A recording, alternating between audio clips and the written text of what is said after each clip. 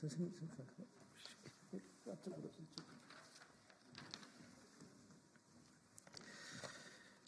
네, 조국혁신당 국회의원 차규건입니다. 지난 12월 3일 윤석열 대통령의 위헌, 위법적인 비상계엄 선포로 윤석열 정부에 대한 국민의 기대는 완전히 사라졌습니다.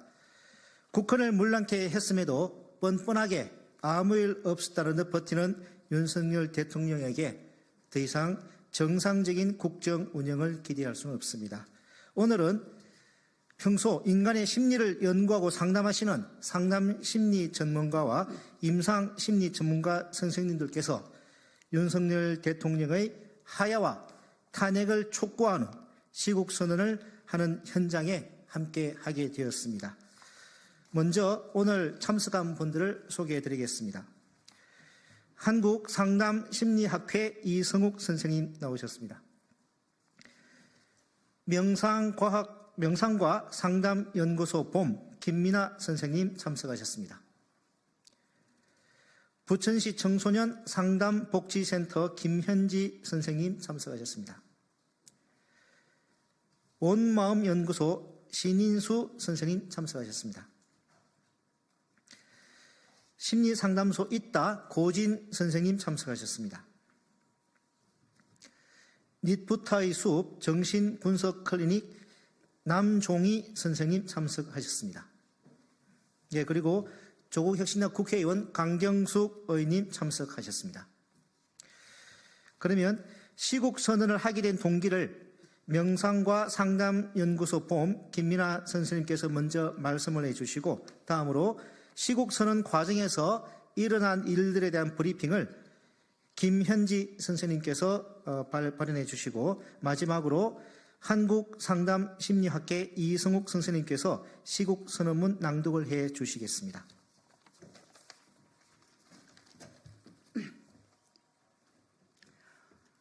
저희는 마음 아픈 이들하고 가장 가까이 있는 상담사입니다. 상담사라는 직업은 특성상 다른 어느 직업보다 자신의 주장, 특히 정치적 성향이라 여겨지는 것들을 잘 드러내지 않는 직업군입니다. 왜냐하면 혹여라도 상담사 개개인의 정치적 성향이 상담하려고 오시는 분들에게 부정적인 영향을 미칠까 늘 조심성을 내재화하고 있기 때문입니다.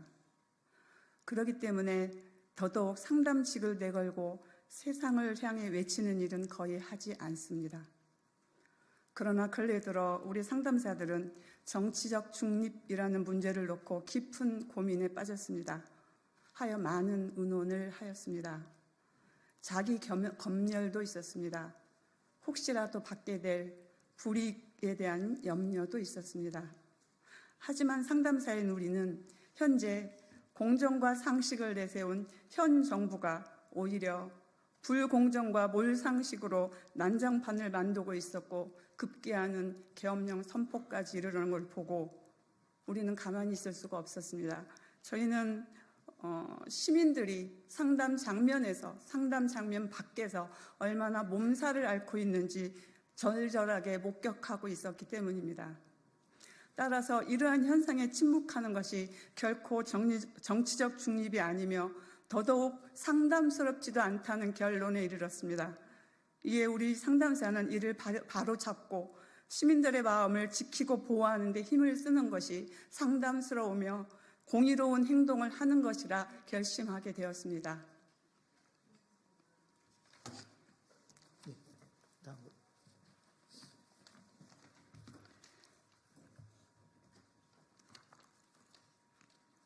네, 저희가 시국선언문을 시작하게 된 계기와 동기 그리고 과정들을 설명해 드리겠습니다.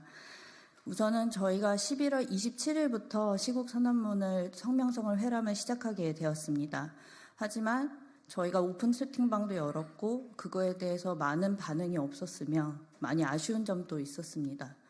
거의 150명 정도랄까요? 그 정도였지만 12월 3일 오전부터 저희가 이제 각 그룹톡과 학회원들에게 홍보를 하기 시작하면서 200명 정도가 늘어났습니다. 이 역시도 아쉬운 숫자였습니다. 하지만 2월 3일 새벽에 계엄력이 발동되면서 저희 상담사들은 새벽에 그 열기가 아주 뜨거워졌습니다. 그 이후로 텔레그램 방으로 옮겨서 저희가 200명 이상의 집단원들이 생겼고, 그 외에도 구글 폼을 작성하여 설문조사를 통해서 공공기관에서 일하는 상담사들과 이를 본인의 실명을 거론하기에 아주 조심스러운 상담사들까지 동의서를 모아서 현재는 지금 한 1200명, 1280명 정도가 성명이 모아졌습니다. 그리고 현재 모아질 수도 있었지만 저희가 기재회견으로 인해서 잠시 중단한 상태입니다. 저희 상담사들은 국민의 애환 그리고 내담자들의 애환을 골방에서 듣는 사람들입니다. 저희가 기재회견이 끝나도 저희는 저희 역할을 하기 위해서 다시 상담실을 들어갈 겁니다. 여러분, 계엄령 이후에 내담자들이 많이 불안해 있습니다. 새벽에도 전화가 오고 불안해서 잠을 못 잘 수 없다는 그들의 걱정과 불안을 저희가 덜어드리는 역할을 해야 되겠다고 생각했습니다.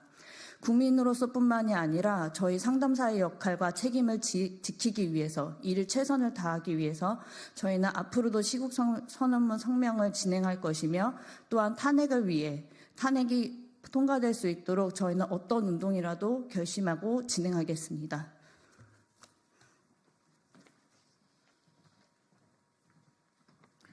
성명서를 낭독하겠습니다. 윤석열 대통령의 하야를 촉구하는 상담심리 전문가 및 임상심리 전문가의 시국선언문. 윤석열 대통령은 당장 하야하십시오.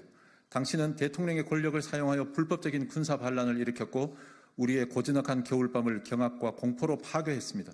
시민들은 삶의 지축이 흔들리고 일상의 기반이 무너지는 두려움을 경험했습니다. 이것이 당신이 저지른 짓입니다.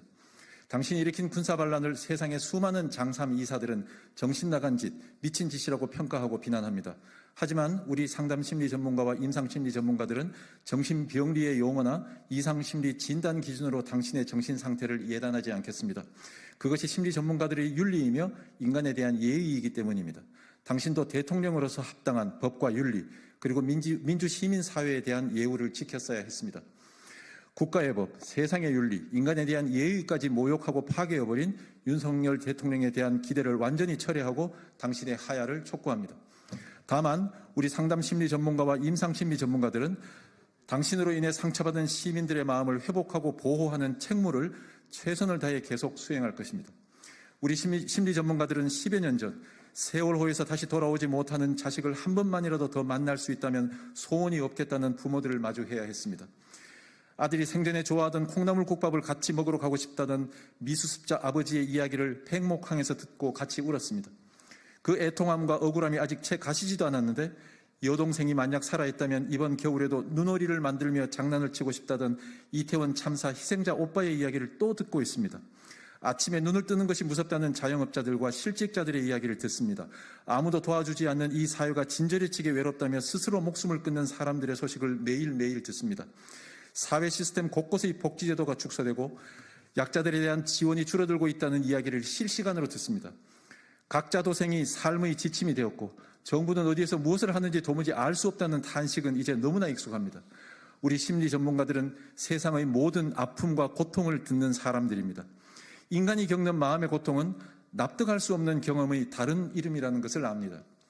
왜 서울 한복판에서 백수십 명의 펄펄 뛰는 젊은 심장들이 그렇게 어처구니 없이 멈추어야 했는지 우리는 납득할 수 없습니다. 젊은 군인의 죽음을 당신들은 왜 그리도 천박하고 무례하게 대접했는지 납득할 수 없습니다. 시민들의 생명을 볼모로 잡아 의료 대란을 일으키고도 남탓만 하는 정부를 납득하기 어렵습니다.